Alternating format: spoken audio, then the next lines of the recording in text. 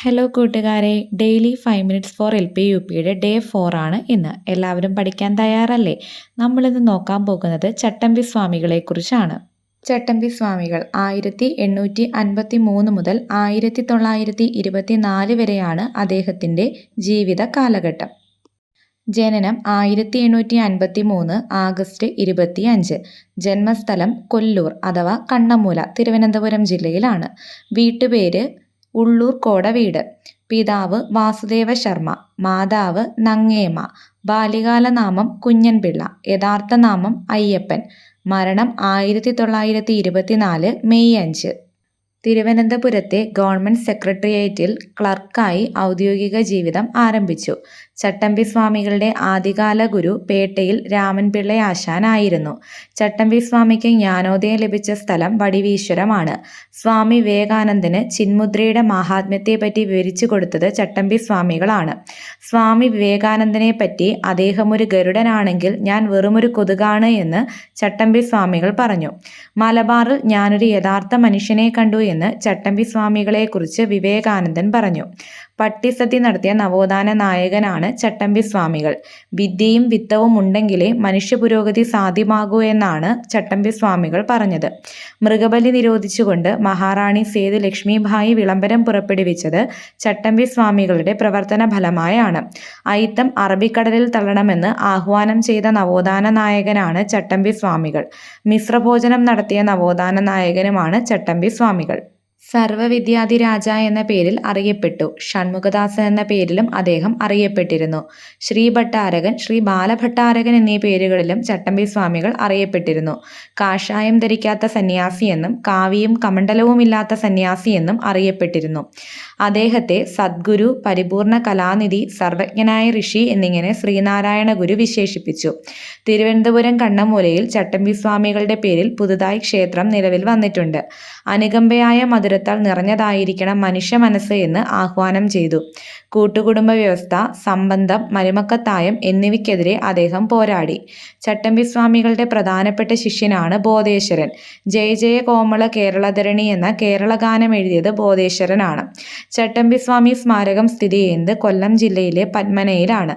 അദ്ദേഹത്തിൻ്റെ സ്റ്റാമ്പ് പുറത്തിറക്കിയത് 2014 ഏപ്രിൽ 30 അദ്ദേഹത്തിൻ്റെ ജന്മദിനമായ ആഗസ്റ്റ് 25 നമ്മൾ ജീവകാരുണ്യ ദിനമായി ആഘോഷിക്കുന്നു.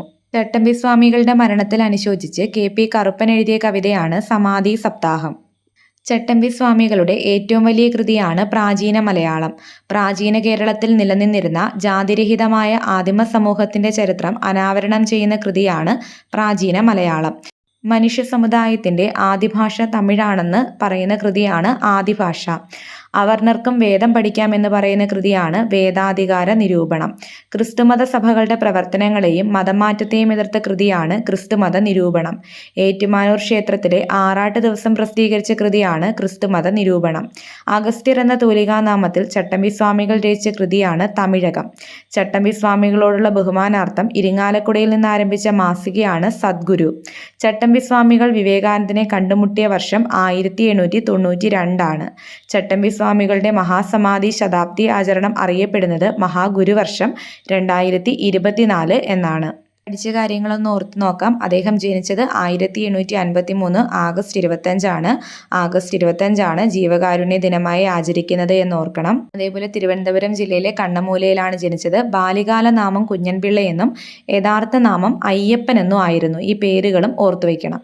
അതുപോലെ സെക്രട്ടേറിയറ്റിൽ ക്ലർക്കായി ജോലി ചെയ്ത നവോത്ഥാന നായകനാണ്. അദ്ദേഹത്തിൻ്റെ ആദ്യകാല ഗുരു പേട്ടയിൽ രാമൻപിള്ള ആശാനാണ്. വടിവീശ്വരത്ത് വെച്ച് ജ്ഞാനോദയം ലഭിച്ചു. സ്വാമി വിവേകാനന്ദന് ചിന്മുദ്രയെപ്പറ്റി വിവരിച്ചു കൊടുത്തത് ചട്ടമ്പി സ്വാമികളാണ്. ഇനി സ്വാമി വിവേകാനന്ദനെ പറ്റി ഇദ്ദേഹം പറഞ്ഞ വാക്കുകൾ ഇമ്പോർട്ടൻ്റ് ആണ്. അദ്ദേഹം ഒരു ഗരുഡനാണെങ്കിൽ ഞാൻ വെറുമൊരു കൊതുക് മാത്രമാണെന്ന് പറഞ്ഞത് ചട്ടമ്പി സ്വാമികളാണ് പറഞ്ഞത്. വിവേകാനന്ദനെ പറ്റിയാണ് പറഞ്ഞത്. ഇനി തിരിച്ച് വിവേകാനന്ദൻ ചട്ടമ്പി സ്വാമികളെ പറ്റി പറഞ്ഞത് എന്തായിരുന്നു? മലബാറിൽ ഞാനൊരു യഥാർത്ഥ മനുഷ്യനെ കണ്ടു. ഈ വാക്കുകൾ വിവേകാനന്ദൻ ചട്ടമ്പി സ്വാമികളെ കുറിച്ച് പറഞ്ഞതാണ്. അതുപോലെ പട്ടിസദ്യ നടത്തിയ നവോത്ഥാന നായകനാണ് ചട്ടമ്പി സ്വാമികൾ എന്ന് പറയുന്നത്. അതൊരു ഉദ്യോഗസ്ഥനെ വീട്ടിൽ സദ്യയ്ക്ക് വേണ്ടി ക്ഷണിക്കുമ്പോൾ കുറേ പട്ടികളെയും കൊണ്ട് അവിടേക്ക് ചെന്നിട്ട് പട്ടിസദ്യ നടത്തിയ നവോത്ഥാന നായകനാണ്.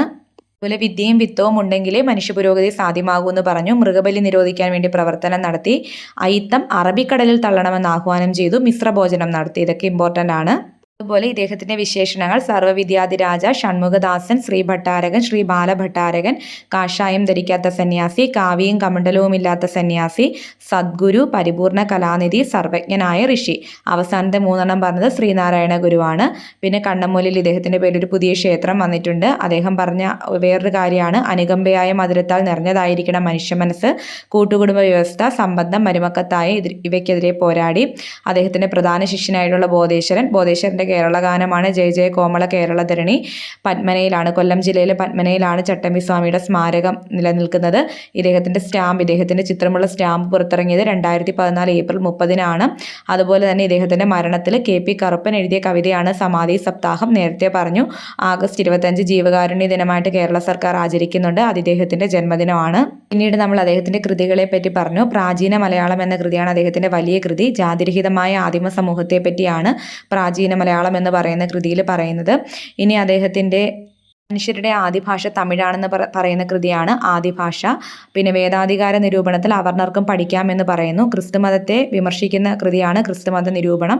അത് ഇറങ്ങിയ ദിവസം ഏതാണ്? ഏറ്റുമാനൂർ ക്ഷേത്രത്തിലെ ആറാട്ട് ദിവസമാണ്. അത് ഇമ്പോർട്ടൻ്റ് ആയിട്ട് ഓർത്ത് വയ്ക്കുക.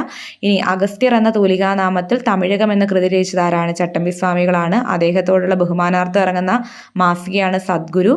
ഇനി ചട്ടമ്പി സ്വാമികളും വിവേകാനന്ദനും കണ്ടുമുട്ടിയ വർഷം 1892 ഇദ്ദേഹത്തിൻ്റെ മഹാസമാധി ശതാബ്ദി, അതായത് 100 വർഷം തികഞ്ഞതെന്നായിരുന്നു 2024. അപ്പം മഹാഗുരുവർഷമായിട്ട് ആചരിച്ചത് 2024. ഇത്രയും കാര്യങ്ങൾ ഓർത്ത് വയ്ക്കുക. വളരെ കുറച്ച് കാര്യങ്ങളാണ് നോക്കുന്ന കാര്യങ്ങൾ നന്നായി പഠിച്ചു പോയി കഴിഞ്ഞാൽ നമുക്ക് ലാസ്റ്റ് ആകുമ്പോഴത്തേക്കും പോർഷൻ കംപ്ലീറ്റ് ചെയ്ത് റിവിഷൻ ചെയ്യാൻ ഒരുപാട് ടൈം കിട്ടും. വീഡിയോ ഇഷ്ടമായാൽ ലൈക്ക് ചെയ്യൂ, സബ്സ്ക്രൈബ് ചെയ്യൂ. താങ്ക് യു കൂട്ടുകാരെ.